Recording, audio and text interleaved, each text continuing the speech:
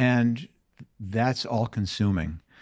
I remember we had a company meeting early on, maybe we were 2 or 3 months in. And I remember getting up in front of the company and laying out what I thought was going to be this big, hairy, audacious goal for us.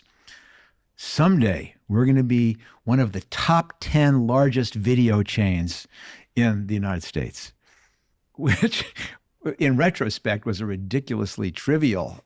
But from where we stood then, it may as well have been saying we're going to ride our bicycles up Mount Everest.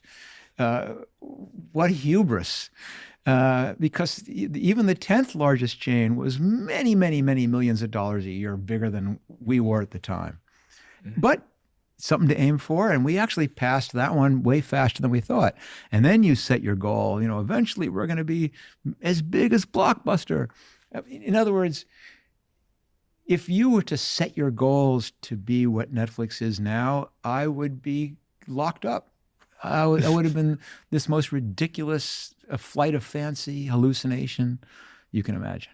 They would have thought you had gone psychotic or something if you had ever done a presentation saying Netflix would be as big as it is now. For people that don't know, because the world has moved on so much, and there's a generation of people that are listening to this conversation right now that probably don't even know what a VCR and a cassette player is.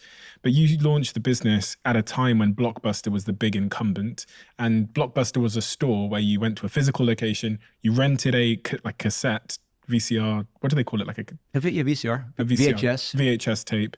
You took it home and then you brought it back the next day. And your real innovation was that you were going to send these DVDs to people in the post on a rental basis. That was the crux of the business, right? That was the crux of the business.